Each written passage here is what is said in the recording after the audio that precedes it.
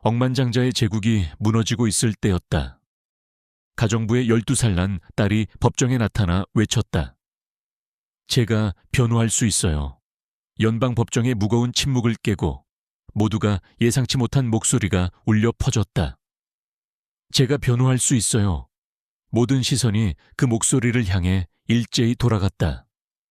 두꺼운 참나무 문 옆에 한 소녀가 서 있었다. 기말이 12살이 채 되어 보이지 않았다. 피고석에 앉아있던 억만장자 조현우는 믿을 수 없다는 듯 그녀를 쳐다봤다. 그의 값비싼 변호사는 그를 버렸고 이제 그의 운명은 가정부의 딸에게 달렸다. 검사 이소진이 코웃음 쳤다. 완전 서커스네요. 하지만 아이는 움츠러들지 않았다. 침착한 눈빛으로 아리가 선언했다. 사건 기록을 다 읽었어요.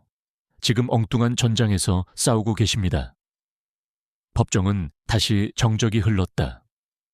수많은 베테랑 변호사들을 좌절시킨 사건을 대체 한 아이가 무엇을 알 수 있단 말인가? 이 이야기는 한 가정부의 딸이 법정에서 버림받은 억만장자를 구한 실화이다. 제가 변호할 수 있어요. 작은 종소리처럼 맑은 목소리가 연방법정의 무거운 침묵을 갈랐다.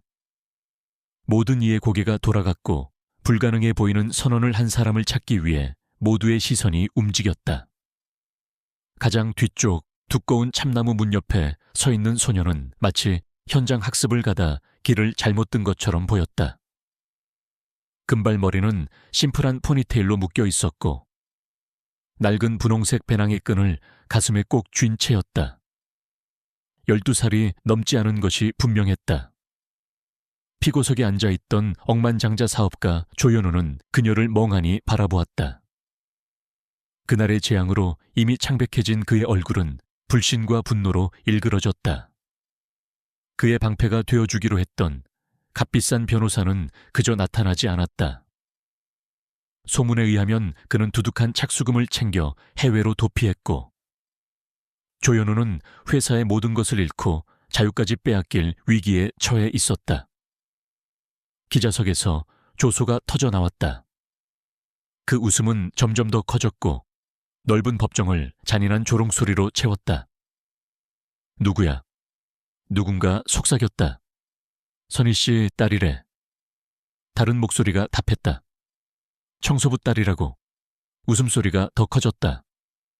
박진태 판사 엄격하고 백발의 남자는 법봉을 두드렸지만 그의 표정 또한 순수한 경악이었다.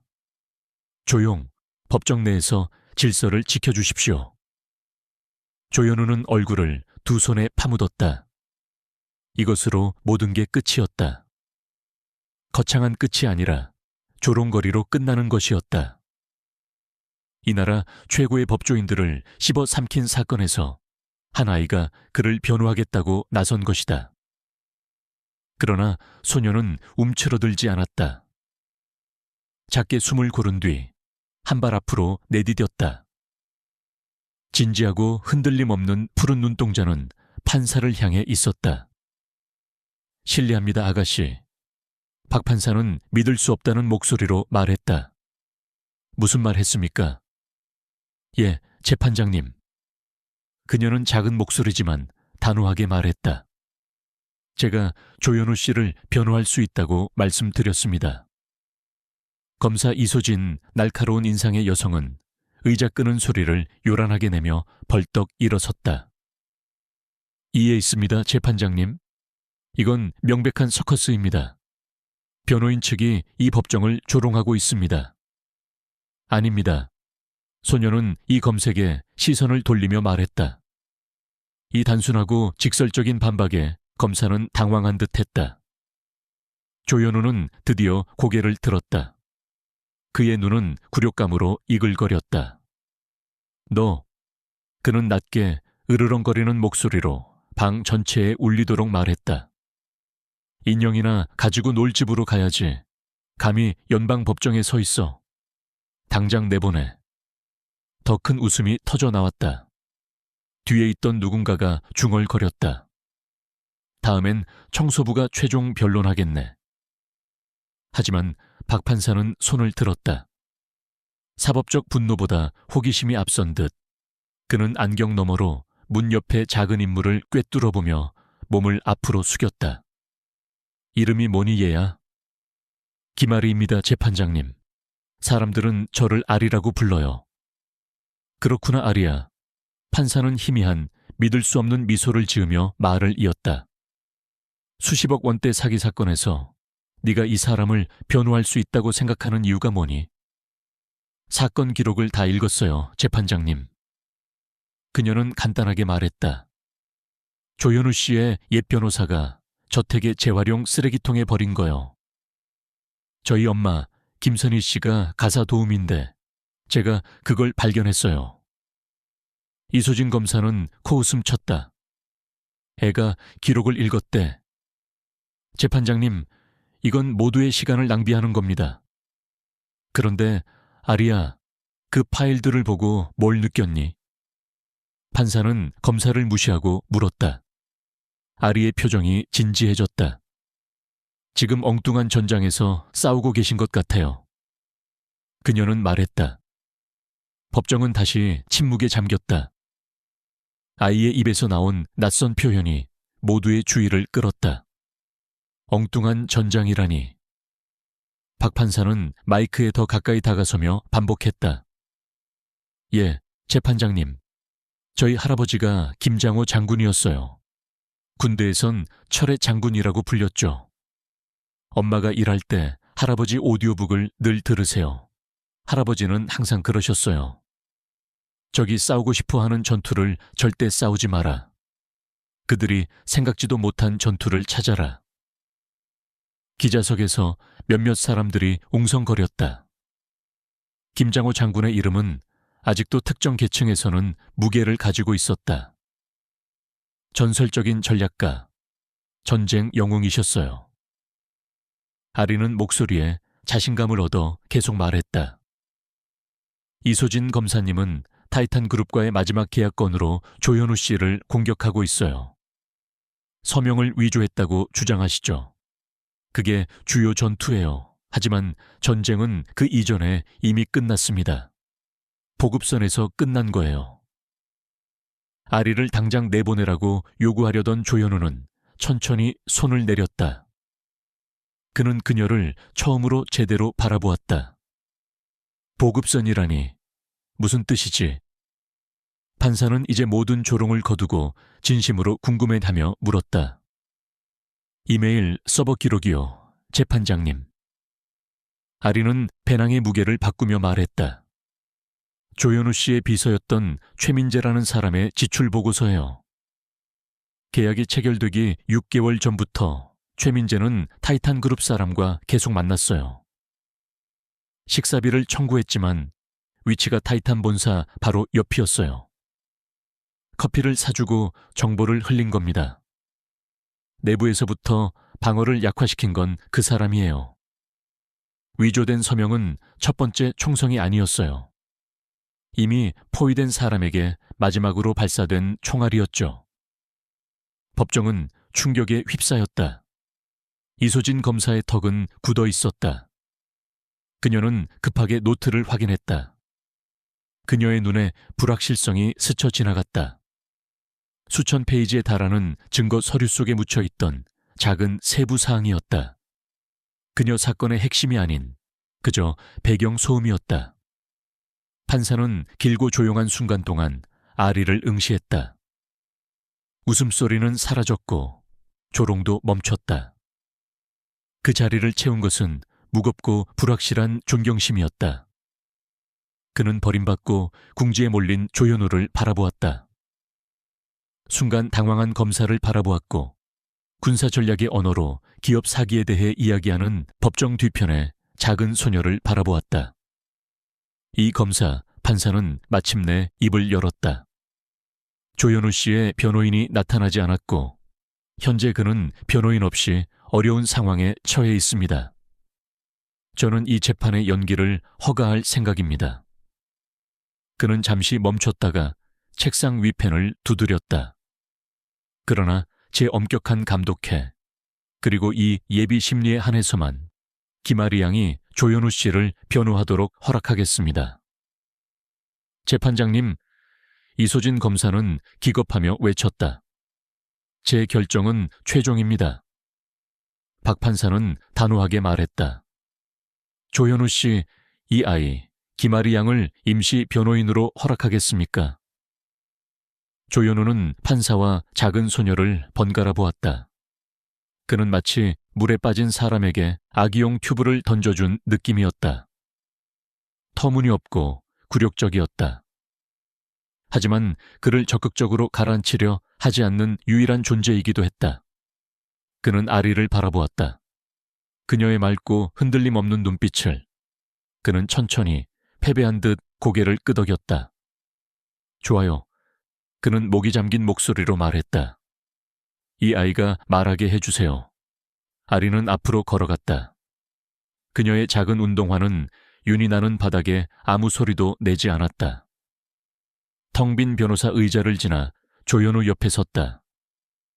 낡은 분홍색 배낭을 빛나는 테이블 위에 올려놓았다. 믿기지 않을 정도로 그 자리가 제 것인 양 자연스러워 보였다. 그날 저녁 아리는 좁은 아파트의 낡은 부엌 식탁에 앉아 있었다. 공기는 엄마의 청소 도구에서 나는 소독약 냄새로 가득했다. 김선희 씨는 앞치마 자락을 꼬며 안절부절 못하고 있었다. 엄마는 이해가 안 돼, 아리야. 어떻게 그런 말을 할 수 있었니? 전장이나 보급선 같은 건 할아버지가 해주시던 이야기일 뿐이잖아. 그냥 이야기가 아니에요, 엄마. 아리는 그림을 그리던 종이에서 고개를 들어 말했다. 할아버지가 그러셨어요.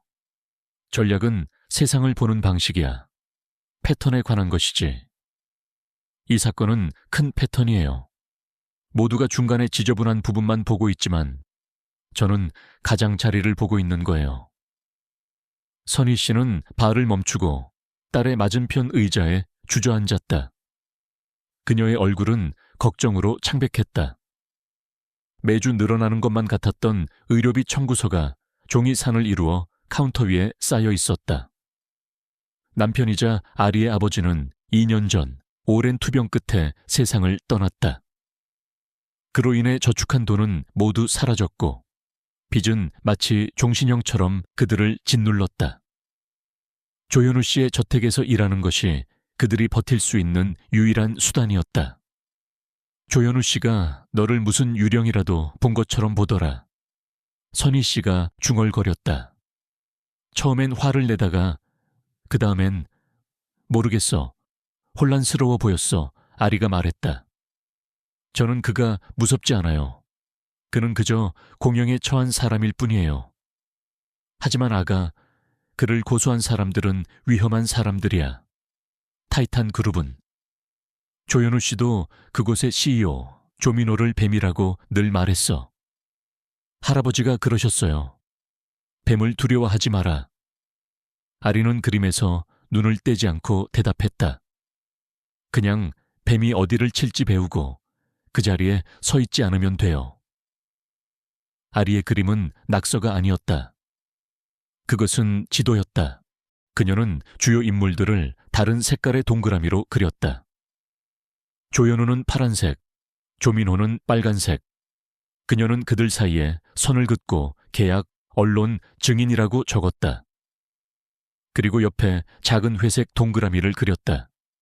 비서 최민재였다. 그 회색 동그라미에서 조현우가 아닌 조민호를 향해 점선을 그렸다. 우리가 봐야 할 곳은 여기예요. 아리는 회색 동그라미를 톡톡 두드리며 말했다. 최민재는 그냥 사라지지 않았어요. 그런 사람들은 어딘가로 가는 법이죠. 다음 날 아침, 아리는 청소가 아닌 수사를 위해 조현우의 저택으로 가야 한다고 주장했다. 조현우는 그의 거대한 서재에서 그들을 맞았다. 그는 밤을 사운 듯했다. 그의 값비싼 양복은 구겨져 있었고 그는 책장에 가득한 가죽 장정 책들 사이에서 작고 덜 위협적으로 보였다. 어제 일은 아직도 어떻게 생각해야 할지 모르겠군. 그는 목이 쉰 목소리로 말했다. 그는 그들에게 앉으라고 권하지 않았다. 최민재의 옛 사무실로 가야겠어요. 아리는 그의 말을 무시하고 말했다. 조현우는 눈썹을 치켜떴다. 그곳은 이미 치웠네. 그 친구는 한 달 전에 사임했어. 사람은 항상 뭔가 남겨요. 아리는 노련한 탐정처럼 단호하게 말했다. 마지못해 조현우는 그들을 집 뒤편에 작고 깨끗한 사무실로 이끌었다. 그의 말대로 텅 비어 있었다. 책상은 깨끗했고 서랍은 비어 있었다. 선희 씨가 사과하려 했지만 아리는 천천히 방을 돌며 모든 것을 눈으로 훑었다. 그녀는 비어있는 책장 위로 손을 쓸어보았다. 무릎을 꿇고 책상 밑도 살폈다. 그리고 마침내 그것을 보았다. 구석에 있던 작은 금속 쓰레기통이었다. 바닥에는 구겨진 종이 한 장만 덩그러니 놓여 있었다. 그녀는 종이를 조심스럽게 폈다. 법률 서류에서 찢어낸 페이지였는데 낙서로 가득했다. 의미 없는 소용돌이와 상자들 한가운데 다리 그림이 있었다. 그리고 그 아래에 4자리 숫자가 적혀 있었다. 48 헬러. 그게 뭐지? 조현우는 그녀의 어깨 너머로 들여다보며 물었다. 아직은 모르겠어요. 아리는 집중하며 눈을 가늘게 떴다. 하지만 이유가 있어서 그린 거예요. 할아버지는 사람들이 버리는 것에 주목하라고 항상 말씀하셨어요. 그곳에 진실이 숨겨져 있다고. 그날 밤 전화가 걸려왔다. 발신자 표시 제한이었다. 아리의 지시대로 선희 씨는 스피커폰으로 통화했다. 낮고 왜곡된 남자의 목소리가 들려왔다. 네가 그 가정부인가? 목소리가 으르렁거렸다. 내 딸이 법정에서 꽤 시끄럽던데. 어떤 사람들은 시끄러운 아이를 싫어한다네. 장난감이나 가지고 놀라고 전해. 어른들 게임에 끼어들었다 다치는 건 안타까운 일이니까. 통화가 끊겼다. 선희 씨는 손으로 입을 막았고 눈은 공포로 커졌다. 카운터 위에 의료비 청구서가 갑자기 중요하지 않게 느껴졌다. 이것은 다른 종류의 위험이었다. 그러나 아리는 그저 구겨진 그림을 가져와 부엌의 코르크보드에 앞정으로 고정했다. 그녀의 얼굴에는 12살짜리에게 어울리지 않는 단호함이 서려 있었다. 겁먹었네. 그녀는 겁에 질린 엄마가 아닌 자기 자신에게 속삭였다. 좋아. 이제 어디를 밀어야 할지 알겠어. 그녀는 다리 그림을 응시했다. 어딘가 낯익었다. 학교 현장 학습이나 책에서 본 적이 있는 것 같았다. 그것은 서울 근교의 유명한 랜드마크였다. 그리고 그 숫자들은 무작위가 아니었다. 그녀의 할아버지는 군대 암호에 대해 가르쳐 주셨다. 병사들이 복잡한 정보를 기억하기 위해 간단한 단서를 어떻게 사용하는지. 그녀는 노트북을 꺼내 검색하기 시작했다. 서울 근교 다리 사진을 찾아보았다. 10분 후 그녀는 그것을 발견했다. 30km 정도 떨어진 한강을 가로지르는 오래된 석조 구조물인 한강다리였다. 그리고 나서 다리 근처의 창고시설을 검색했다. 아치웨이 개인 창고라는 이름이 하나 나왔다. 엄마, 아리는 차분하고 단호한 목소리로 말했다. 최민재가 자기 탄약을 어디에 숨겼는지 알 것 같아요. 다음 날 법정에서 이소진 검사는 맹렬하게 공격했다. 그녀는 전화 기록, 이메일, 그리고 전문가 증언을 제시했다. 모두 조현우를 직접적으로 지목하는 듯했다. 그녀는 제국이 무너지고 있는 절박한 남자가 자신을 구하기 위해 경쟁사의 서명을 위조했다는 그림을 그렸다. 법정 분위기는 침울했다. 조현우는 얼굴에 아무런 표정 없이 돌처럼 앉아 있었다. 하지만 아리는 그가 테이블 위에 꼭 쥔 손에서 긴장감을 읽을 수 있었다. 그녀의 차례가 되자 아리는 증거를 직접 반박하려 하지 않았다. 그저 일어나 판사에게 말했다. 재판장님, 이 검사님은 매우 견고한 요새를 구축했습니다. 밖에서 보면 뚫을 수 없어 보이죠. 하지만 할아버지는 모든 요새에는 비밀문이 있다고 하셨어요. 보통 모두가 무시하는 곳에 있죠. 그녀는 증인 필적 전문가에게 다가가기 시작했다. 서명에 대한 것이 아니라 잉크에 대한 일련의 이상한 질문들을 던졌다. 압력과 스타일을 복제할 수 있는 최신 디지털 펜으로 서명이 적용되었을 가능성이 있습니까? 전문가는 가능하다고 인정했다. 그리고 디지털 문서에 타임스탬프를 위조하는 것이 가능합니까? 그는 다시 동의할 수밖에 없었다. 그녀는 직접적으로 이기고 있는 것은 아니었다. 그저 벽에 작은 구멍들을 뚫고 있을 뿐이었다. 이소진 검사는 피식 웃었다.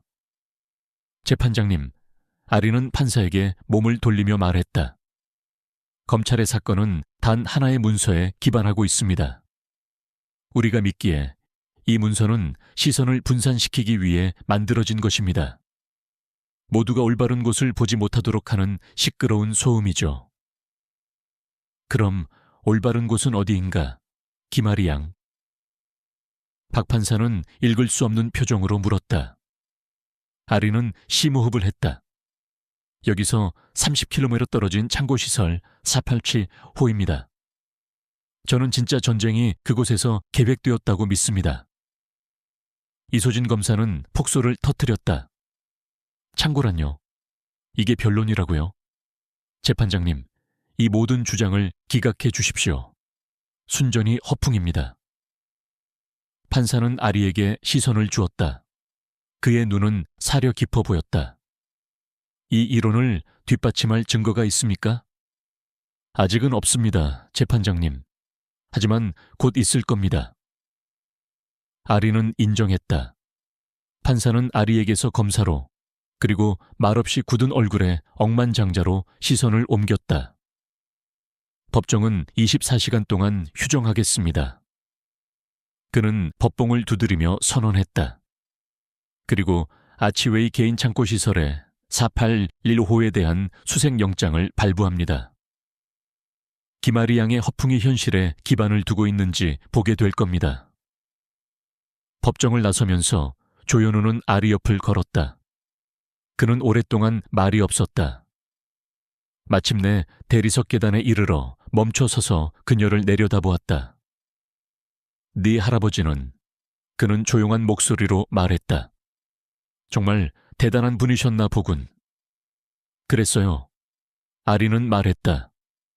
할아버지는 진실이 세상에서 가장 강력한 무기라고 믿으셨어요. 그리고 당신이 아무리 작아도 진실을 쥐고 있다면 방에서 가장 강한 사람이 된다고 하셨죠. 창고 시설로 가는 차 안은 조용하고 긴장감이 흘렀다. 법원 집행관이 모는 검은색 세단의 아리는 조수석에, 조현우는 뒷좌석에 앉았다. 조현우는 법원을 나선 후 한마디도 하지 않았다. 그는 그저 창밖을 응시했고 그의 얼굴은 스쳐 지나가는 나무와 건물에 비쳐 유령처럼 보였다. 그는 운명이 12살 소녀의 믿기 힘든 직감에 달려있는 표류하는 남자였다. 아리는 침착했다. 그녀는 구겨진 그림을 무릎에 올려놓고 보물지도처럼 다리 그림을 연구했다. 그녀에게는 보물지도나 다름없었다. 할아버지는 전쟁이 무력으로 이기는 것이 아니라 정보로 이기는 것이라고 가르쳐 주셨다. 그리고 그녀는 속임수에 능한 최민재가 가장 가치 있는 정보를 수사관들이 늘 따라가는 디지털 흔적과 분리된 안전한 곳에 보관했을 것이라고 확신했다. 아치웨이 개인 창고 시설은 한적한 시골길에서 조금 떨어진 칙칙한 회색 건물이었다. 땀에 젖은 셔츠를 입은 통통한 관리인이 법원 차량을 보자 두려움과 흥분이 뒤섞인 눈으로 그들을 맞았다. 그는 그들을 똑같이 생긴 복도 미로를 통과하게 했다. 공기는 시원했고 희미하게 먼지와 콘크리트 냄새가 났다. 그들은 4815 앞에 멈춰 섰다. 집행관은 무거운 볼트 커터를 꺼내 들었고 철컥 하는 소리와 함께 두꺼운 자물쇠를 잘랐다. 금속 문이 덜커덕 위로 올라가자 작고 어두운 공간이 드러났다. 안은 거의 비어 있었다. 심장이 멎을 듯한 순간 아리는 공포를 느꼈다. 혹시 그녀가 틀렸던 걸까? 이소진 검사가 주장했던 것처럼 이 모든 것이 그저 아이의 허풍이었을까? 산미 X를 알람 공간의 중앙에 단 하나의 작은 내화 금고가 놓여 있었다. 조현우는 길고 느린 한숨을 내쉬었다. 역시나 그는 중얼거렸다. 최민재는 늘 편집증적인 사람이었지. 집행관은 금고를 보았다. 이걸 열려면 영장과 자물쇠에 전문가가 필요하겠군요. 아니요, 괜찮아요. 아리가 조용히 말했다. 그녀는 창고 안으로 들어가 금고 앞에 무릎을 꿇었다. 단순한 4자리 숫자 다이어리였다. 그녀는 손에 든 구겨진 종이를 다시 보았다. 481 창고 번호. 너무 뻔했다. 최민재는 그보다 똑똑했다. 그녀는 할아버지의 가르침을 떠올렸다. 암호는 복잡성에 관한 것이 아니야. 그가 말하곤 했다. 기억에 관한 것이지. 사람들은 자기가 아는 것, 매일 보는 것을 사용한다. 조현우 씨. 아리는 다이얼에서 눈을 떼지 않고 말했다. 최민재의 생일이 언제였나요? 조현우는 깜짝 놀라 눈을 깜빡였다. 전혀 모르겠네. 봄이었던 것 같아. 4월인가? 회사 입사 기념일은? 6월이었던가? 정확한 날짜는 기억 안 나. 아리의 머리가 빠르게 회전했다. 단순하고 최민재가 자주 보아 기억할 만하지만 다른 사람에게는 중요하지 않은 것이어야 했다. 그녀는 다시 그림을 보았다. 다리. 한강 다리였다. 그녀는 학교 현장 학습에서 본 현판을 기억해냈다. 다리가 건설된 연도가 적혀 있었다. 그녀는 휴대폰을 꺼내 빠르게 검색했다. 한강 다리, 1927년 건설. 그녀는 천천히, 의도적으로 다이얼을 오른쪽으로 29, 왼쪽으로 19를 지나 27로 돌렸다. 손잡이를 당겼다. 딸깍 하는 무겁고 만족스러운 소리와 함께 금고가 열렸다. 안에는 노트북 컴퓨터 한 대와 두꺼운 서류 봉투가 들어있었다. 집행관은 놀란 표정으로 증거물로 압수했다. 차로 돌아오는 길, 조현우는 마침내 침묵을 깼다. 어떻게 알았지? 그는 경외와 불신이 뒤섞인 목소리로 물었다. 그 날짜를 어떻게 알 수 있었어? 아는 게 아니었어요. 아리는 안전벨트를 매며 말했다. 최민재처럼 생각하는 거였죠. 그는 자신의 비밀을 평범한 곳에 숨겼어요. 사람들이 그가 그린 그림을 그저 낙서로만 볼 거라고 생각했던 거죠. 다음 날 법정은 열기로 가득했다. 노트북과 봉투의 내용은 법원 과학수사팀에 의해 분석되었다. 박 판사는 단호한 표정으로 앉아 있었고 이소진 검사는 억지로 새로운 증거를 제시해야 했다. 노트북에는 숨겨진 암호화된 파일이 들어있었다. 파일이 열리자 최민재의 활동에 대한 완전한 비밀 장부가 드러났다. 1년 넘게 그는 조직적으로 조현우의 영업 비밀을 타이탄 그룹에 팔아넘겼다. 조민호의 부하들과의 이메일, 녹음 파일, 역외 계좌로의 송금 내역이 모두 있었다. 그는 내부의 첩자였고 조현우의 회사를 내부로부터 파괴한 방해꾼이었다. 서류 봉투에는 결정타가 들어있었다. 타이탄 그룹과의 계약 원본 서류뿐만 아니라 다른 수십 개의 문서에서 가져온 조민호 서명의 고해상도 디지털 스캔본이 들어있었다. 최민재는 마지막 배신 행위로 사장을 함정에 빠뜨렸을 뿐만 아니라 그를 위해 사용했던 도구까지 보관하고 있었던 것이다. 그는 정교한 프로그램을 사용하여 완벽한 위조를 만들어냈다. 모든 전문가를 속인 디지털 복사 붙여넣기 작업이었다. 조현우에 대한 혐의는 연기처럼 사라졌다. 이소진 검사는 얼굴이 잿빛으로 변했고 모든 혐의를 취하할 수밖에 없었다. 법정은 환호성으로 터져나왔다. 기자들은 문으로 달려나갔다. 조현우는 피고석에 앉아 승리의 기쁨 대신 깊고 뼈저린 피로감을 느끼고 있었다. 그는 이겼지만 모든 것을 잃을 뻔했다. 그는 조용히 낡은 배낭을 싸고 있는 아리를 바라보며 아주 오랫동안 느끼지 못했던 감정, 진심 어린 감사함을 느꼈다. 법정 복도에서 한 남자가 그들을 가로막았다. 조현우는 그를 즉시 알아봤다. 조민호의 변호사였다. 무슨 일이지? 조현우는 차가운 목소리로 물었다. 조 회장님께서 이번 불행한 오해에 대해 사과드립니다. 변호사는 능숙하게 말했다. 그분도 최민재의 속임수에 조현우 씨만큼이나 피해자입니다. 이미 최민재를 상대로 손해배상 소송 절차를 시작했습니다. 노골적이고 뻔한 거짓말이었다. 조민호는 자신의 조를 희생시켜 스스로를 구하려는 것이었다. 조현우는 격분한 말을 쏟아내려 했지만 아리가 앞으로 나섰다. 조민호 씨께 전해주세요. 그녀는 맑고 단호한 목소리로 말했다. 저희 할아버지께서 항상 말씀하셨습니다. 헛간에서 쥐 한 마리를 발견하면 그 둥지를 찾을 때까지 찾는 것을 멈추지 마라 라고요. 변호사의 거만한 표정이 흔들렸다. 그는 작은 소녀를 쳐다보았다. 진정한 당황의 빛이 그의 눈에 스쳤다. 그는 아무 말 없이 몸을 돌려 걸어갔다. 조현우는 아리를 내려다보았고 그의 얼굴에 천천히 미소가 번졌다.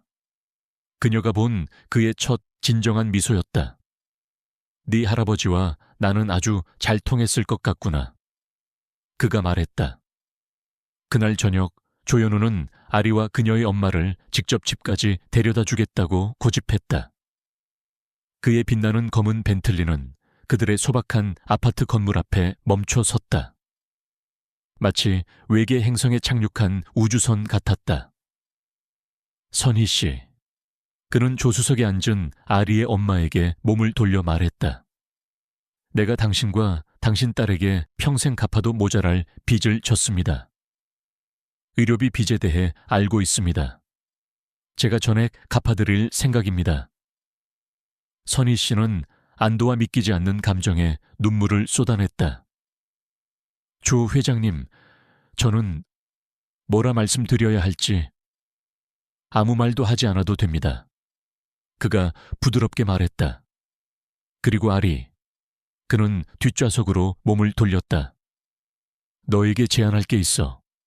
내가 수년 동안 방치해둔 재단이 있단다. 재능 있는 아이들을 위한 교육 프로그램과 장학금을 지원하는 곳이야. 네가 그 재단을 운영해 주었으면 좋겠구나. 아리의 눈이 커졌다. 운영이요? 하지만 저는 12살밖에 안 됐는데요. 너는 다른 사람들이 놓치는 것을 보는 눈을 가졌어. 조현우는 진지한 목소리로 말했다. 수십 개의 명문대 학위보다 더 가치 있는 시각이지. 물론 법률 및 재정적인 부분은 내가 담당할 거야. 하지만 돈이 어디로 가야 하는지는 네가 선택해 줬으면 좋겠어. 너처럼 세상을 다르게 보는 다른 아이들을 찾고 그들에게 필요한 자원을 제공해 주는 거지. 이걸 너의 새로운 전장이라고 생각하렴. 아리는 자부심의 눈물을 글썽이며 자신을 바라보는 엄마를 쳐다보았다. 그녀는 할아버지와 그의 전략, 그리고 진실에 대한 믿음을 생각했다. 이것은 다른 종류의 전쟁이었다. 군인과 총이 아닌 기회와 지식으로 싸우는 전쟁. 좋아요. 아리는 입가에 작은 미소를 지으며 말했다. 할게요. 한 달 뒤, 아리는 조현우 기업 건물 최상층에 있는 새 사무실에 서 있었다. 도시의 정형은 숨막힐 듯 아름다웠다. 그녀의 책상에는 기말이 조현우 재단 상임이사라고 적힌 명판이 놓여 있었다. 그녀의 엄마도 그곳에서 지역사회 연계 책임자로 일하고 있었다. 집을 청소하던 날들은 영원히 과거가 되었다. 재단의 첫 번째 프로젝트는 공립학교 도서관에 대한 대규모 투자였다. 최첨단 기술과 자원을 지원했다. 아리는 모든 제안서를 직접 검토하며 자신의 전략적 사고로 패턴을 찾고 투자가 가장 큰 영향을 미칠 학교들을 식별해냈다. 어느 날 오후 조현우가 신문을 들고 그녀의 사무실로 들어왔다. 이거 봤니? 그는 경제면의 작은 기사를 가리켰다. 타이탄 그룹 주가 내부 조사로 인해 폭락. 조민호가 정교하게 구축했던 제국이 조현우의 제국이 그랬던 것처럼 내부로부터 무너지기 시작하고 있었다. 아리가 심어놓은 불신의 씨앗이 뿌리를 내린 것이다. 잘 됐네요. 아리는 읽고 있던 학교 기금 제안서에서 눈을 떼지 않고 말했다. 거짓 위에 세운 구조물은 항상 무너지게 되어 있어요.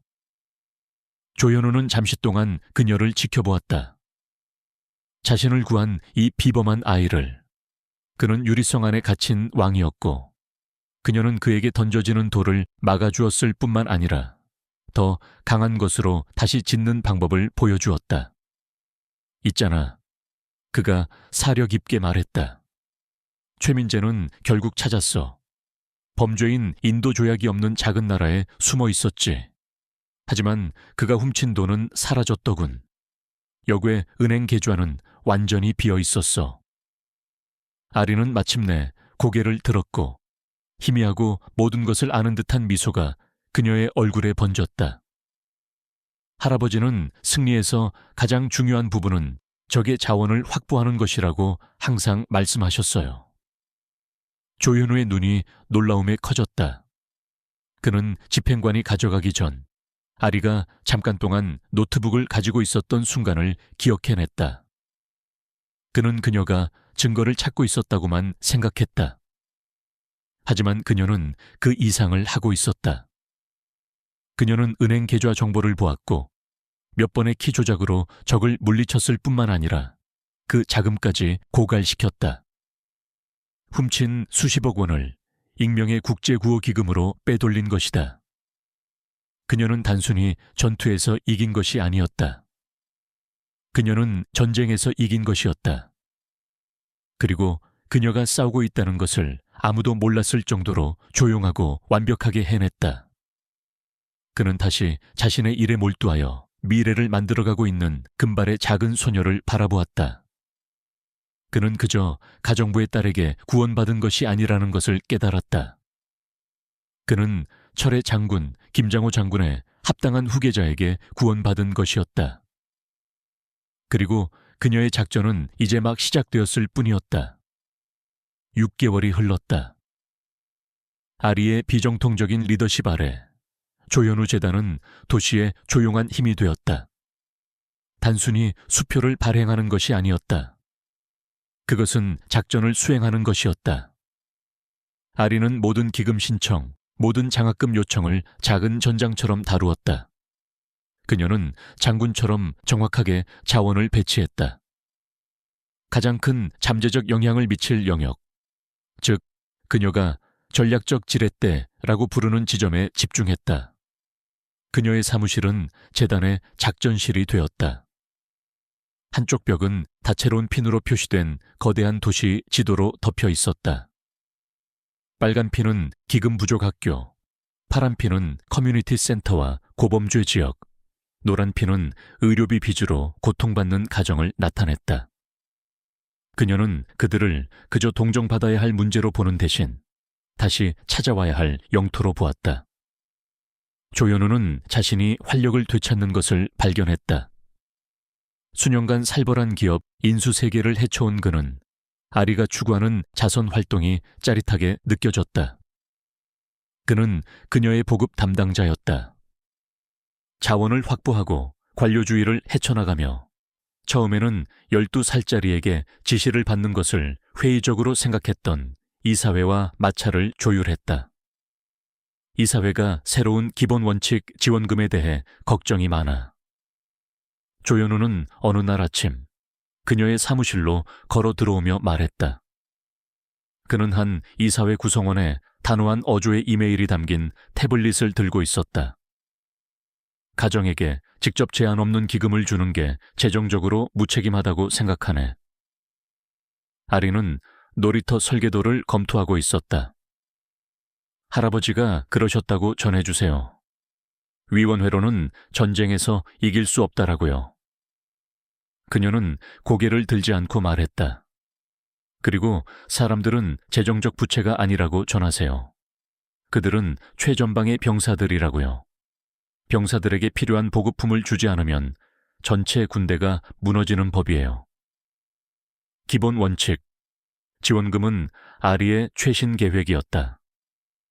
갑작스러운 의료 응급 상황이나 일자리 상실과 같은 단 하나의 치명적인 사건으로 인해 재정적 파산 직전에 놓인 가정을 식별하는 것이었다. 대출이나 복잡한 지원 패키지를 제공하는 대신 재단은 즉각적인 빚을 청산하기에 충분한 조건 없는 일회성 지원금을 주었다. 이사회는 이것을 무상 지원으로 보았다. 아리는 이것을 중요한 방어선을 강화하는 것으로 보았다. 그들은 보고서를 원해. 조현우는 부드럽게 압박했다. 데이터 효과에 대한 증거 말이야. 좋아요. 아리는 마침내 설계돼서 눈을 돌려 말했다. 그녀는 책상 한 구석에 쌓여있는 편지들을 가리켰다. 여기에 당신이 원하는 데이터가 있어요. 조현우는 맨 위에 있는 편지를 집어들었다. 마리아 산체스라는 여성의 편지였다. 그녀의 남편 건설 노동자, 이 작업 중 부상을 입었고 의료비는 파멸적이었다. 그들은 며칠 내에 강제 퇴거될 위기에 처해 있었다. 재단의 지원금은 그들의 집을 구했을 뿐만 아니라 남편이 빚에 스트레스 없이 회복할 시간을 주었다. 그는 이제 다시 일터로 돌아갔다. 일자리를 얻기 위해 학교를 그만둘 뻔했던 그들의 아들은 이제 우등생 명단에 올랐다. 이건 재정보고서가 아니잖아, 아리야. 조현우는 목소리를 부드럽게 하며 말했다. 그보다 나은 거죠. 그녀가 답했다. 성공적인 임무의 현장 보고서예요. 우리는 가족을 구한 것만이 아니에요. 우리는 하나의 방어 위치를 지킨 거예요. 그 아이, 우등생 말이에요. 10년 뒤에는 엔지니어가 될 수도 있어요. 달이나 병원을 지을 수도 있죠. 그게 우리의 투자 수익률이에요. 이사회가 보는 것보다 긴 타임라인에 있을 뿐이죠. 조현우는 미소를 지었다. 이사회는 내가 처리하지. 그리고 그는 그렇게 했다. 아리가 새로운 전쟁을 치르는 동안 옛 전쟁의 메아리는 여전했다. 조민호는 거의 공적인 삶에서 사라졌다. 타이탄 그룹은 이전에 유령이 되어 해체되어 팔렸다. 하지만 아리는 조민호 같은 사람들은 단순히 패배를 받아들이지 않는다는 것을 알았다. 그들은 후퇴하고 재정비하며 새로운 공격 각도를 찾는다. 첫 번째 문제의 징후는 미묘했다. 온라인 블로그와 가십 칼럼에 부정적인 기사들이 나타나기 시작했다. 그들은 조현우를 은둔형 괴짜, 구세주 콤플렉스를 가진 신동에 의해 조종되는 꼭두각시로 묘사했다. 그들은 재단의 일을 왜곡했다. 기본 원칙 지원금을 돈을 낭비하는 무모한 계획으로 묘사했다. 지역사회 연계 업무를 맡아 재단의 눈과 귀 역할을 하던 선희 씨가 그 영향을 가장 먼저 느꼈다. 그 산체스 가족, 집주인이 다시 퇴거시키려고 한대. 그녀는 어느 날 저녁 아리와 조현우에게 걱정스러운 얼굴로 말했다. 그 기사들 중 하나를 읽었대. 그들이 돈방석에 앉아있다고 생각하는 거지. 다른 가족들도 이웃들에게 돈을 요구받으며 시달리고 있어. 그 이야기들이 우리 도움이 그들의 등 뒤에 표적이 되게 만들고 있어. 아리는 자신의 지도 앞에 서서 굳은 표정을 지었다. 이것은 정보전이에요. 그녀는 말했다. 대중을 우리에게 등을 돌리게 하고 우리 아군을 고립시키려는 거죠. 조민호의 움직임이에요. 우리를 직접 공격할 수 없으니 전장을 오염시키고 있는 거예요. 어떻게 맞서 싸우지? 조현우는 분노로 턱을 굳힌 채 물었다. 명예훼손으로 소송할 수 있지만 느리고 추악한 과정이야. 아니요. 아리는 고개를 저었다. 할아버지가 말씀하셨어요. 진흙과 씨름하며 늪과 싸우는 게 아니다. 늪을 말려야 한다. 그녀는 책상으로 걸어가 파일 하나를 꺼냈다. 지난 몇 달 동안 그녀가 작성한 노트들로 가득 차 있었다. 우리는 그들의 이야기에 반응하지 않을 거예요. 우리는 더 큰 이야기를 할 겁니다. 그녀의 계획은 대담했다. 보도 자료를 내거나 블로거들과 싸우는 대신 다큐멘터리를 제안했다. 재단이 도왔던 가족들의 진짜 이야기를 온라인에 공개하는 짧고 전문적으로 제작된 시리즈였다. 산체스 가족뿐만 아니라 수십 개의 다른 가족들. 어머니의 암 치료비를 감당할 수 있었던 선생님. 새로운 의족을 얻은 참전 용사. 학대 관계를 벗어날 수 있었던 한부모 가정의 엄마. 조현우는 그 계획이 마음에 들었다. 그는 즉시 이 나라 최고의 다큐멘터리 제작팀을 고용했다. 이 프로젝트는 아리의 주요 관심사가 되었다. 그녀는 그저 지시하는 것이 아니었다.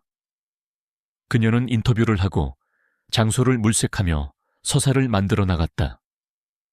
그녀는 벼랑 끝까지 내몰렸다가 돌아온 사람들의 조용한 품위를 포착하는 방법에 대한 타고난 이해를 가지고 있었다. 첫 번째 영화 산체스 이야기는 3주 후 공개되었다. 단순하고 조용했지만 놀라울 정도로 효과적이었다. 영화는 가족의 작고 깨끗한 아파트를 보여주었다. 문 옆에 놓인 산체스 씨의 낡은 작업화를 보여주었다. 식탁에서 대수학 문제로 씨름하는 그의 아들을, 그리고 아버지가 인내심을 가지고 도와주는 모습을 보여주었다. 마리아 산체스는 조용한 목소리로 돈에 대한 것이 아니라 두려움 없이 밤에 잠들 수 있게 된 안도감에 대해 이야기했다. 영화는 입소문을 탔다. 수백만 번 공유되었다. 그것은 단순히 가십 블로그의 서사를 반박하는 데 그치지 않았다. 그것은 그들을 옹졸하고 잔인해 보이게 만들었다. 부정적인 기사들은 거의 하룻밤 사이에 사라졌다. 전 세계에서 재단으로 기부가 쏟아졌다. 아리는 단순히 늪을 말린 것이 아니었다. 그녀는 사막에 물을 주었고 그곳에서 자랄 수 있는 아름다운 것들을 모두에게 보여주었다. 이러한 성공 속에서 과거의 한 조각이 새로 나타났다. 재단에 아리 앞으로 온 편지였다. 군대 기록 보관관에게서 온 것이었다. 그는 최근 군대에 기증된 김장호 장군, 철의 장군의 개인 유품을 정리하던 중 아리가 가져야 할 것이라고 생각하는 것을 발견했다고 했다. 일주일 후 소포가 도착했다. 안에는 무거운 가죽 장정 일기장이 들어있었다. 할아버지의 것이었다. 페이지들은 그의 단정하고 정확한 필체로 채워져 있었다. 그의 감정에 대한 일기가 아니라 전략, 역사, 리더십에 대한 그의 생각에 대한 기록이었다. 아리는 일기장을 읽으며 몇 시간씩 보냈다. 마치 그와 대화하는 것 같았다. 그녀는 유명한 전투에 대한 그의 분석, 다른 장군들에 대한 그의 비판, 그리고 갈등과 해결의 본질에 대한 그의 생각을 읽었다. 마지막 페이지들 중 하나에서 그녀는 그녀를 멈추게 하는 한 구절을 발견했다. 10월 12일, 오늘 한 젊은이를 만났다. 조현우, 옛 친구의 아들이다. 그는 날카롭고 야심차지만 세상을 정복해야 할 목표들의 연속으로 본다. 그는 이기지만 그 뒤에 원한의 흔적을 남긴다. 수많은 새로운 적을 만드는 승리는 승리가 아니다. 그것은 다음 전쟁의 서막일 뿐이다. 나는 그에게 가장 큰 힘은 공격에 있지 않고 동맹에 있다고, 사람들이 지키기 위해 싸울 무언가를 건설하는 데 있다고 말하려 했다. 그가 이해했는지는 모르겠다. 아리는 일기장을 덮었고 심장이 빠르게 뛰었다. 할아버지가 조현우를 알고 있었다. 그는 조민호가 움직였을 때 그를 고립시키고 취약하게 만들었던 그의 결점을 보았던 것이다. 그리고 어떤 면에서 할아버지는 그녀 자신의 전략을 위한 토대를 마련해 주었던 것이었다. 그녀는 단지 조현우의 문제를 정리하는 것이 아니었다. 그녀는 할아버지의 일을 끝내고 있었다. 이 늙은 기업 사냥꾼에게 동맹을 맺는 방법, 사람들이 결집할 무언가를 창조하는 방법을 가르치고 있었다. 재단은 단순히 자선단체가 아니었다. 그것은 할아버지가 조현우에게 필요하다고 알았던 요새였다. 그녀는 일기장을 들고 조현우의 사무실로 걸어 들어갔다. 그는 전화 통화 중이었다. 재단이 새로운 커뮤니티 센터를 위해 원하는 부지에 대한 협상을 하며 그의 목소리는 날카롭고 위압적이었다. 그는 고개를 들었고 그녀의 얼굴을 보자마자 그의 목소리가 즉시 부드러워졌다. 다음에 다시 전화하지. 그는 전화를 끊으며 말했다. 무슨 일이야, 아리? 유령이라도 본 표정이군. 어떤 면에선요, 그녀는 말했다. 그녀는 일기장을 펴서 마지막 구절을 보여주며 그의 책상에 올려놓았다. 이걸 읽어보셔야 할 것 같아요. 조현우는 그 구절을 읽었다. 한 번, 그리고 2번 읽었다. 그의 얼굴에서 핏기가 가셨다. 그는 의자에 기댔고 오래전의 대화가 그의 머릿속에 선명하게 떠올랐다. 그는 그 늙은 장군의 조언을 현대 세계를 이해하지 못하는 남자의 헛소리로 치부했었다. 그리고 이제 그 장군의 손녀가 그의 말이 옳았음을 증명함으로써 그의 목숨을 구해주었다. 그분이 나를 경고했었군. 조현우는 감정이 북받치는 목소리로 속삭였다. 난 듣지 않았어. 하지만 지금은 듣고 있잖아요. 아리가 부드럽게 말했다. 그는 그녀를 올려다보았다. 그의 구원자이자 파트너, 그리고 이제 그의 스승이 되고 있다는 것을 깨닫기 시작한 이 믿을 수 없는 아이를. 과거와 현재가 그의 사무실에서 충돌했고 미래는 갑자기 매우 다르게 보였다. 조민호와의 전쟁은 끝났다. 재단의 일은 이제 막 시작되었을 뿐이었다. 그리고 철의 장군 김장호의 교훈은 그 어느 때보다 생생했다. 일기장의 계시로 조현우와 아리는 더 깊은 유대 관계를 맺게 되었다. 그는 더 이상 그녀의 후원자가 아니었다. 그는 그녀의 학생이었다. 그는 기업 이사회보다 재단의 작전실에서 더 많은 시간을 보내기 시작했다. 도시를 자산과 부채의 시장이 아닌 복잡한 인간 생태계로 보는 법을 배웠다. 그는 아리의 지도를 읽고 그녀의 전략을 이해하며 표적화된 친절의 깊고 조용한 힘을 감사하게 여겼다. 그러나 그들의 성공은 주목을 받았다. 그리고 조현우가 수십 년 동안 살아왔던 세상에서는 성공은 항상 도전을 불러왔다. 새로운 위협은 그림자에서 오지 않았다. 조민호처럼 그것은 각광받는 곳에서 왔다. 시의회 의원인 로버트 모리스는 시 정치계에 떠오르는 별이었다. 그는 잘생기고 카리스마가 넘쳤으며 재정적 책임감과 상식적인 통치를 내세우며 경력을 쌓았다. 그는 자신을 납세자의 돈을 감시하는 감시견으로 여겼고 조현우 재단에 대한 조사를 시작했다. 시청 계단에서 열린 기자회견으로 시작되었다. 개인 자선 활동은 우리 시에서 역할을 합니다. 모리스는 훈련된 진심으로 목소리를 울리며 발표했다. 하지만 그것은 파트너십과 투명성의 역할이어야 합니다. 그러나 우리가 조현우 재단에서 보는 것은 다릅니다. 그것은 통제 불가능한 그림자 정부로 아무런 감독이나 대중의 의견, 측정 가능한 성공 지표 없이 수백만 달러를 우리 공동체에 쏟아붓고 있습니다. 그는 조민호를 언급하지 않았다. 그럴 필요가 없었다. 그가 사용한 통제 불가능, 파괴적, 위험한과 같은 단어들은 이전에 비방 캠페인과 동일한 언어였지만 이제 공무원에 의해 다듬어지고 합법화되었다. 정말 대단한데. 조현우는 아리의 사무실에 있는 대형 스크린으로 기자회견을 보며 투덜거렸다. 우리의 가장 큰 강점 빠르고 직접적으로 움직이는 능력을 약점처럼 보이게 만들고 있어. 아리는 조용히 손가락을 턱 밑에 모았다. 그녀는 모리슨을 연구하고 있었다. 그의 말뿐만 아니라 그의 자세, 몸짓, 카메라를 향해 미소 짓는 방식까지. 할아버지는 항상 상대방의 보급선을 이해하라고 하셨어요. 그녀는 혼잣말처럼 말했다. 모리슨 의원이 살아남기 위해 필요한 것은 뭐죠?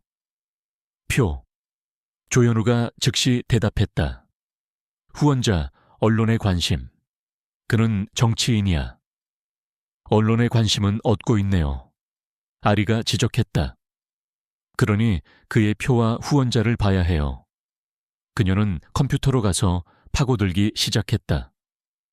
그녀는 공개된 기부 기록을 보지 않았다. 그것은 너무 뻔했다. 할아버지가 찾으라고 가르쳐 주셨던 2차, 3차 연결고리들을 찾았다. 그녀는 모리슨의 입법 제안과 그의 주요 후원자들의 사업 이익을 교차 확인했다. 그의 정치적 행보를 구역 변경 및 시계약과 비교했다. 이틀 동안 그녀는 거의 말을 하지 않았다. 엄마가 책상에 남겨둔 김밥으로 끼니를 때웠다. 조현우는 그녀를 혼자 두었다. 작전을 계획하는 장군의 집중을 알아보았기 때문이었다. 마침내 그녀는 그를 사무실로 불렀다. 그녀는 화이트보드에 새로운 지도를 그렸다. 중심에는 모리슨 의원이 있었다. 그로부터 여러 부동산 개발 회사로 이어지는 선들이 뻗어 있었다. 이 회사들 중 하나인 아르겐트 부동산이라는 유령 회사는 조현우 재단이 가장 활발하게 활동하는 지역에 저평가된 땅을 조용히 사들이고 있었다. 모리슨의 공격은 재정적 책임에 관한 것이 아니에요. 아리는 아르겐트 부동산을 나타내는 원을 두드리며 설명했다. 그것은 땅 정리 작업이에요. 그의 후원자들은 이 지역들을 고급 주거지로 만들고 싶어 해요. 고급 콘도를 짓고 싶어 하지만 공동체가 안정되어 있는 한 그럴 수 없죠. 우리 기본 원칙 지원금, 즉 가족들이 집에 머물게 하는 지원금은 그들의 사업 모델에 대한 직접적인 위협이에요. 모리슨의 역할은 우리를 비난하고 대중의 지지를 끊어 이 사람들. 그녀는 지도를 가리키며 말했다. 을 취약하게 만들어 내쫓을 수 있도록 하는 거예요. 조현우는 차가운 분노가 치솟는 것을 느꼈다. 그것은 전생에 그가 사용했을 법한 전형적인 기업 사냥꾼의 전술이었다. 회사의 명성을 공격하고 가치를 떨어뜨린 다음 푼돈으로 자산을 가로채는 것. 단지 이번에는 그 자산이 사람들의 집이었다. 10억 원 걸지. 조현우는 낮게 으르렁거리는 목소리로 말했다. 아르겐트 부동산의 돈의 흐름을 따라가면 조민회계로 이어질 거야. 그럴 필요 없어요. 아리는 말했다. 조민호와 싸우는 건 옛 전쟁이에요. 새 전쟁은 모리슨 의원과의 싸움이죠. 그리고 우리는 그의 방식대로 싸우지 않을 거예요. 무슨 뜻이야? 우리는 그를 폭로해야 해. 조현우가 주장했다. 언론에 이 사실을 흘려 그가 약탈적인 개발자들의 돈을 받은 꼭두각시라는 걸 보여주자고. 안 돼요. 아리는 단호하게 말했다. 할아버지가 일기장에 쓰셨어요. 요새화된 위치에 대한 직접적인 공격은 비용이 많이 들고 자주 실패한다. 적의 요새를 폭파시키는 게 아니에요. 그것을 무의미하게 만드는 거죠. 그녀의 계획은 늘 그랬듯 단순하면서도 훌륭했다. 그것은 양면 공격이었다. 첫 번째는 그들의 위치를 요새화하는 것이었다. 아리는 다큐멘터리 제작팀을 이용해 새로운 단편 시리즈를 만들었다. 하지만 이번에는 가족들에 대한 것이 아니었다. 그 지역들 자체에 대한 것이었다. 그것은 모리슨과 그의 후원자들이 단순히 재개발 지구로만 보았던 공동체에 대한 애정 어린 초상화였다. 그들은 블록 파티, 작은 가게들, 공동체 정원, 그리고 그곳에 존재하는 활기찬 삶을 보여주었다. 이 영화들은 축하의 메시지였다.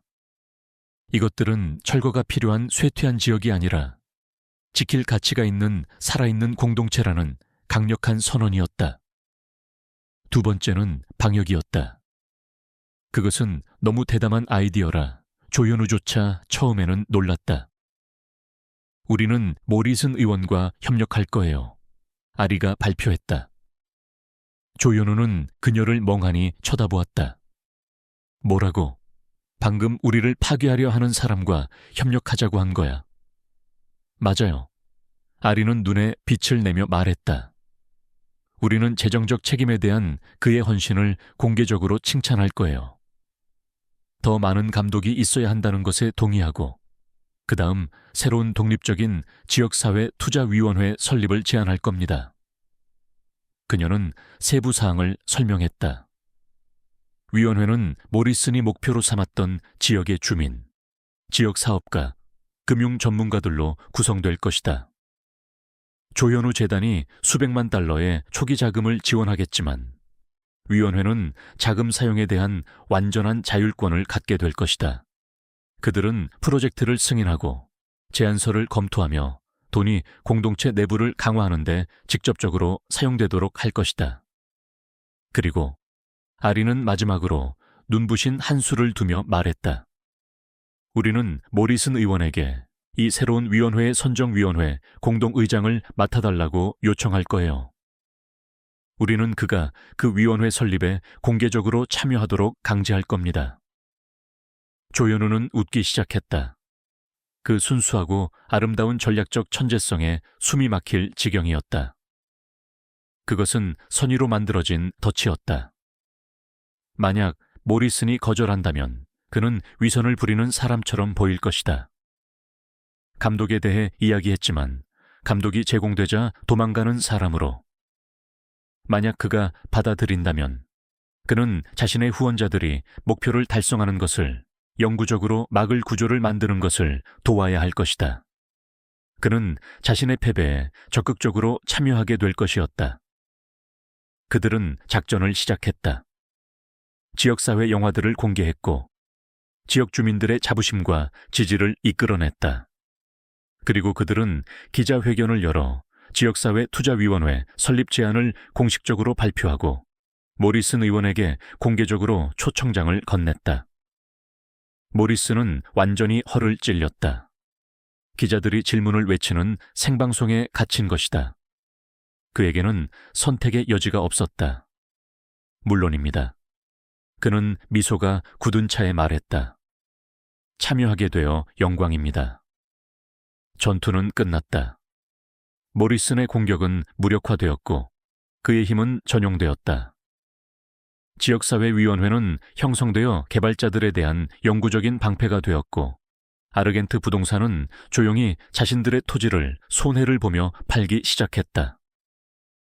전투가 끝난 후 조현우는 아리의 사무실에 앉아 그녀가 도시 지도를 업데이트하는 것을 지켜보았다. 그녀는 한 지역의 빨간 핀들을 녹색 핀으로 바꾸며 그곳을 요새화된 위치로 표시했다. 나는 절대 이런 생각을 못했을 거야. 그는 인정했다. 내 첫 번째이자 유일한 본능은 조민호의 돈을 찾아 모리슨을 완전히 무너뜨리는 거였지. 그건 당신이 아직도 적을 파괴한다는 개념으로 생각하기 때문이에요. 아리는 마지막 녹색 핀을 꽂으며 말했다. 할아버지가 가르쳐 주셨어요. 궁극적인 승리는 적을 파괴하는 것이 아니라고요. 적이 당신의 세상을 짓는 것을 돕도록 설득하는 거예요. 그녀는 지도에서 몸을 돌려 진지한 표정으로 그를 바라보았다. 우리는 그들보다 나아야 해요, 조현우 씨. 우리는 단순히 이기는 것이 아니라 승리에 합당해야 해요. 바로 그 순간 조현우는 김장호 장군이 그에게 오래전 가르치려 했던 교훈을 마침내 완전히 이해했다. 승리는 거래가 아니었다. 영토를 정복하거나 상대를 짓밟는 것이 아니었다. 그것은 지속될 무언가, 즉 유산을 건설하는 것이었다. 그리고 이제 그는 알았다. 그의 유산은 그가 지은 마철루나 인수한 회사들이 아닐 것이었다. 그것은 한 늙은 전색에 새로운 싸움 방식을 가르쳐준 장군의 마음과 진정한 리더의 심장을 가진 작은 소녀일 것이었다. 그는 미래를 재정분기가 아닌 세대로 생각했다. 그는 재단이 성장하고 지역사회위원회가 도시 전체로 퍼져나가며 사람들을 이윤으로만 보는 포식자들에게 면역이 된 요새화되고 자급자족하는 동네들의 네트워크를 보았다. 그리고 이 모든 것의 중심에 아리가 있었다. 어른들의 게임을 하는 아이가 아니라 더 좋고 더 친절하며 더 정의로운 세상을 만드는 비정아였다. 그것은 이제 그가 자랑스럽게 속할 수 있는 세상이었다. 왕으로서가 아니라 그녀의 군대의 겸손한 병사로서. 그 후 몇 년은 조용하고 꾸준한 건설의 시간이었다. 아리의 전략적 비전과 조현우의 자원에 힘입어 조현우 재단은 도시의 기둥이 되었다. 지역사회 투자위원회는 번성했고 무분별한 젠트리피케이션의 약탈적인 세력에 탄력적으로 맞서는 역량 있는 공동체 네트워크를 만들었다. 이제 10대가 된 아리는 나이에 비해 침착한 자신감으로 독특한 삶을 헤쳐나갔다. 그녀는 낮에는 평범한 고등학교에 다녔고 배낭은 대수학과 역사 교과서로 가득 차 있었다. 오후에는 재단의 작전실에서 시간을 보냈다. 그녀의 마음은 사회적, 경제적 정의를 위한 전략으로 가득 차 있었다.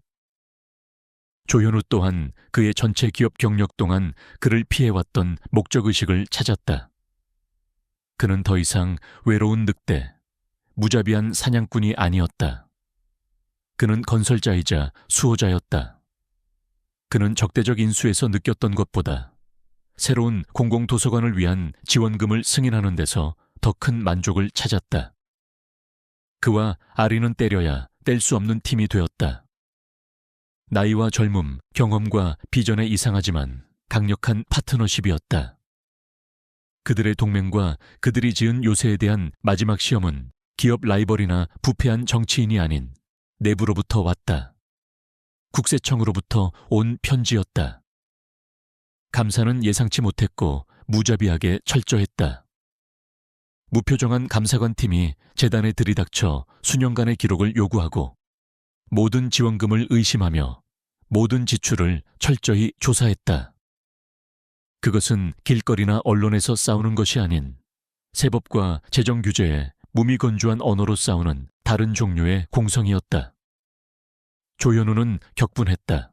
그는 이것을 정치적 동기를 가진 공격, 즉 모리슨의 옛 네트워크 잔당들이 관료주의로 그들을 지치게 하려는 최후의 발악으로 보았다. 이건 무기화된 감사야. 그는 아리의 사무실에서 서성이며 격노했다.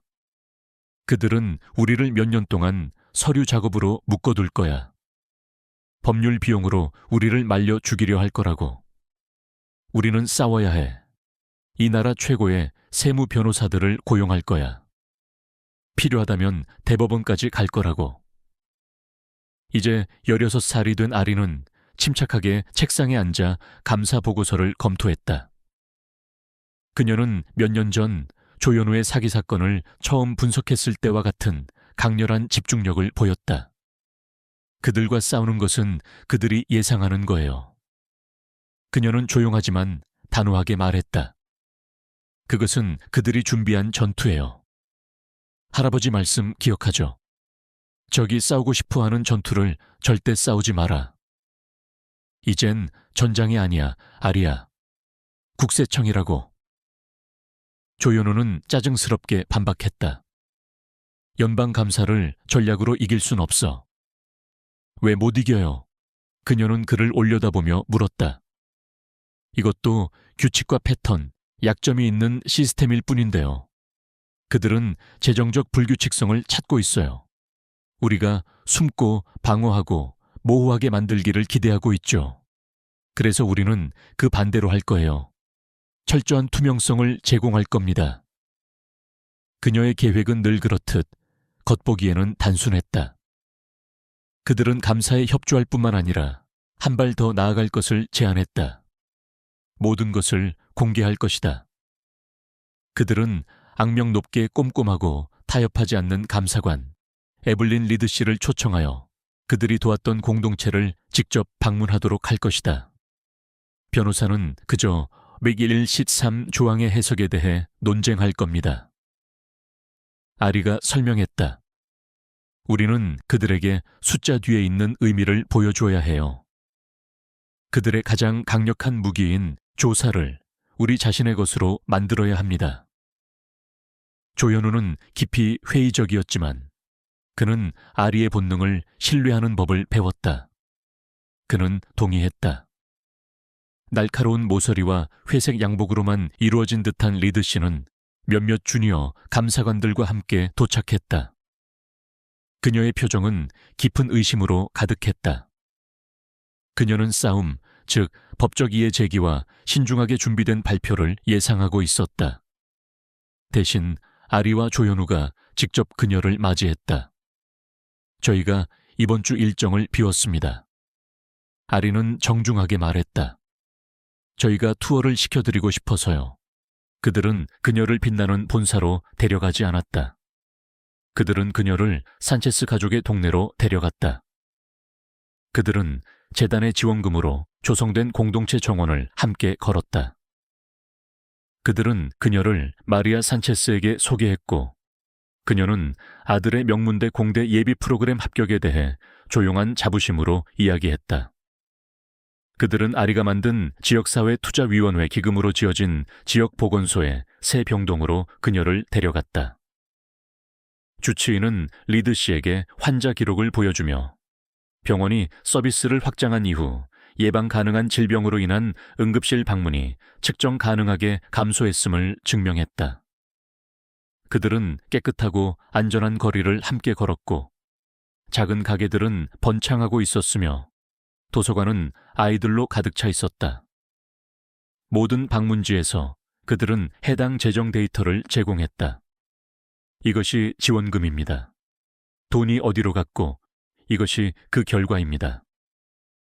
그들은 그녀에게 단순한 자선 활동을 보여주는 것이 아니었다. 그들은 그들이 돕고 건설한, 기능하고 번성하는 경제적, 사회적 생태계를 보여주었다. 리드 씨는 투어 대부분 동안 침묵했다. 그녀의 얼굴은 읽을 수 없었다.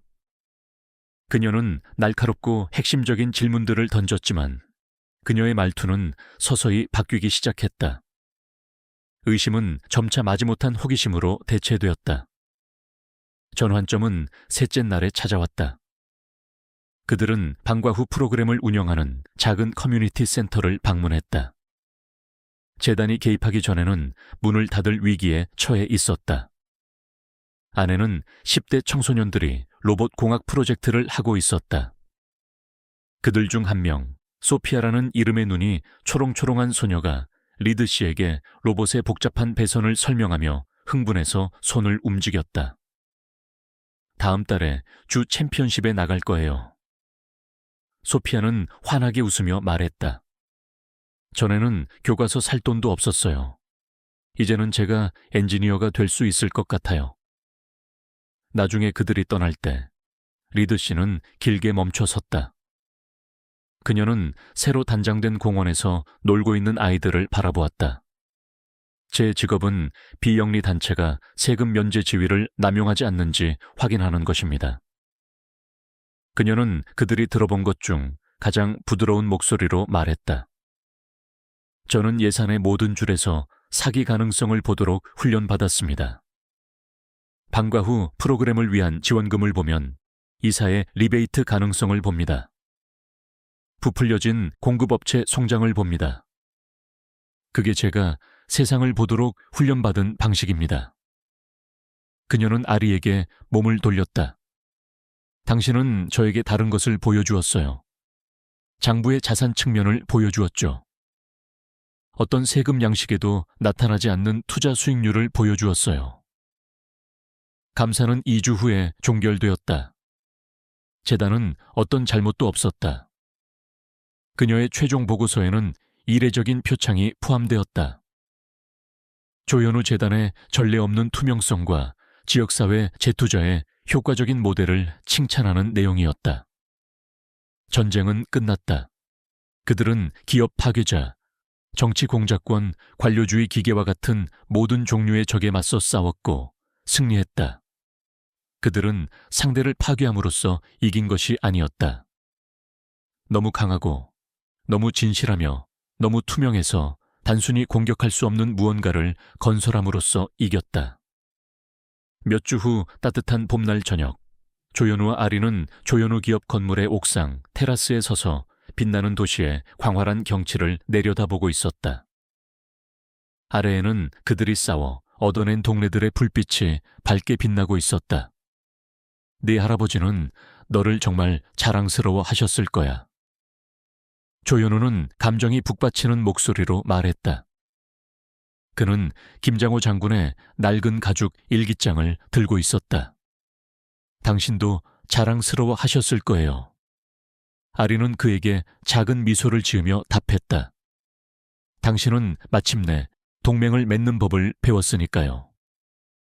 조현우는 목에 덩어리가 걸린 채 고개를 끄덕였다. 그는 이제 성인 문턱에 선 아리를 바라보았다. 그녀는 곧 대학에 갈 것이었지만 재단을 원격으로 운영하겠다고 주장했다. 그는 이것이 그녀에게는 시작에 불과하다는 것을 확신했다. 그녀는 전쟁의 도가니 속에서 단련된 할아버지의 교훈과 그가 준 자원을 가지고 더 크고 더 큰 전장에 적용할 것이다. 그녀는 무기와 군대가 아닌 전략과 연민, 그리고 진실에 대한 흔들림 없는 믿음으로 세상을 바꿀 것이다. 제가 변호할 수 있어요. 그녀는 수년 전 그 법정에서 세상에 맞선 작은 금발머리 아이로서 말했었다. 그리고 그녀는 그렇게 했다. 그녀는 그를 변호했고 가족들과 동네들을 변호했다. 그녀는 한 공동체를 변호했다. 그리고 그렇게 함으로써 그녀는 냉소적인 늙은 억만장자와 도시 전체의 가장 강력한 방어는 방패나 검이 아니라 다른 사람에게 내민 도움의 손길이라는 것을 보여주었다. 그것은 싸울 가치가 있는 미래를 건설하는 것이었다. 김장호 장군의 유산은 새로운 종류의 전쟁을 위한 새로운 종류의 장군에게 안전하게 전수되었다. 그리고 그녀의 작전은 이제 막 시작되었을 뿐이었다.